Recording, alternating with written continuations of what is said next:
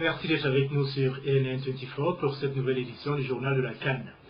Cinquième journée de la compétition, 2 rencontres étaient au programme pour le compte de la deuxième journée dans le groupe A, Guinée-Maroc et Ghana-Namibie. Battus 2-1 à la toute dernière minute par le Ghana lors de la première journée, les Guinéens, amenés par leur capitaine Pascal Feinduno, auteur d'un match plein, se sont bien ressaisis en dominant le Maroc sur le score de 3-2. Les buts guinéens ont été marqués par Pascal Feinduno justement, auteur de 2 buts, et Ismaël Bangoura. Les Marocains ont quant à eux réduit le score par Hicham Aboucherwan et Abdeslam Houadou. Signalons aussi l'expulsion côté guinéen de Pascal Feinduno, décidément au four et au moulin. La deuxième rencontre de la journée s'est achevée par la courte victoire du Ghana aux dépens de la Namibie, 1-0, score final. Le but ghanéen a été inscrit à la 41e minute par Junior Agogo. Je vous propose maintenant de faire le point sur ce groupe A avec notre confrère Jacques Roux d'AfricaFoot.com que j'ai joint à Accra juste après la fin du match Ghana-Namibie.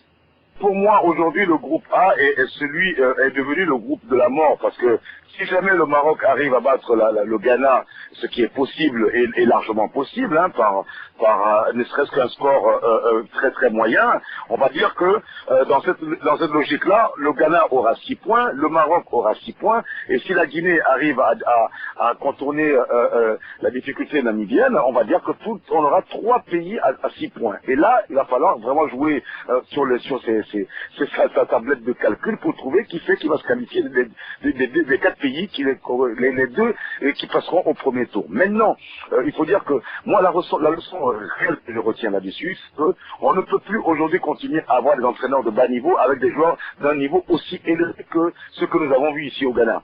D'un autre côté, les joueurs ont prouvé quelque part que le football africain se porte très très bien, et en plus de cela, c'est des joueurs de qualité, des joueurs de valeur, qui font jaser aujourd'hui sur le continent européen par rapport à leur départ sur l'Afrique, pour cette Coupe d'Afrique des Nations, qui devient de plus en plus importante, surtout sur le plan économique.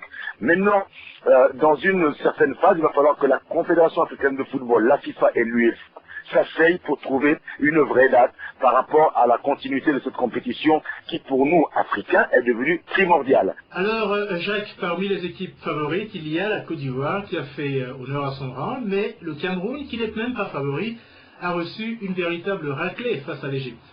Oui, qui a reçu une raclée, vous allez dire Marcel, moi aussi je peux le dire tout simplement, Monsieur Valtergag, le patron de la sécurité des stades auprès de la FIFA, l'a aussi mentionné, il a même déclaré lors de l'interview qu'il m'a accordé qu'il ne comprend pas comment un pays aussi important que le Cameroun aller chercher un entraîneur aussi médiocre que Otto Fischer.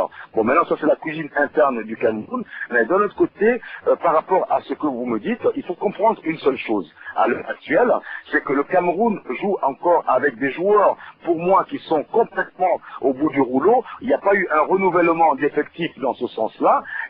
Le Maroc que le Cameroun a rencontré fait partie enfin, dans cette équipe-là, il y a des joueurs qui viennent effectivement de la Coupe d'Afrique des Nations 2003 junior au Burkina Faso à l'époque. Donc, et l'Égypte qui a rencontré le Cameroun, et les Ménades, les Aboutrika faisaient partie de l'équipe de 2003 au Burkina Faso, une compétition qu'ils ont remportée, avec qui, devinez, c'est tout simplement l'entraîneur actuel de l'équipe de M. Cheata. Donc, au niveau de la réflexion entre Otto Fischer et Cheata, il y a une grande différence qui s'est d'ailleurs vérifiée sur le terrain.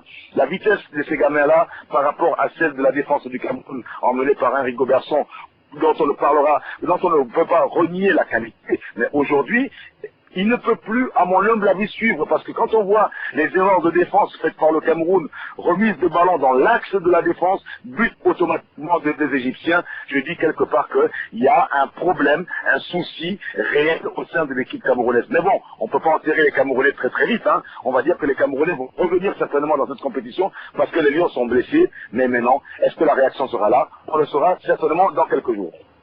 Merci Jacques Roux, qui nous disait donc à l'instant, rien n'est joué dans ce groupe A. Voici d'ailleurs le classement tel qu'il se présente après 2 journées. Le Ghana est seul en tête avec 6 points. Le Maroc et la Guinée sont 2e et 3e avec 3 points chacun. La Namibie est déjà quasiment éliminée avec 2 défaites en 2 matchs. Tout va donc se décider pour la qualification au 2e tour lors de la dernière journée. Suite de la compétition ce vendredi 25 janvier avec 2 matchs comptant pour la 2e journée du groupe B. Côte d'Ivoire, Bénin et Nigeria, Mali.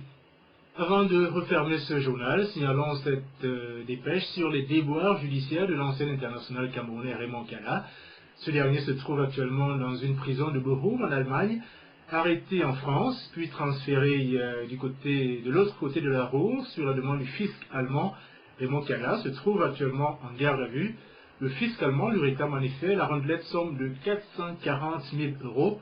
Il lui est reproché de n'avoir pas déclaré 640 000 euros alors qu'il était sociétaire du club de Bochum. La justice allemande s'interroge également sur les 70 000 euros perçus par le défenseur en guise de prime de participation à la Coupe du Monde 2002, une somme qui lui aurait été versée par la Fédération camerounaise de football et que le joueur n'a pas déclaré dans son pays de résidence qui était à l'époque l'Allemagne. Raymond Kala se trouve donc en garde à vue pour n'avoir pas déclaré le montant total de 710 000 euros. Pour recouvrer la liberté, la justice de Bochum aurait conditionné sa sortie au versement d'une caution comprise entre 50 000 et 100 000 euros. Voilà la fin de cette 5e édition du Journal de la CAN. Merci de nous avoir suivis.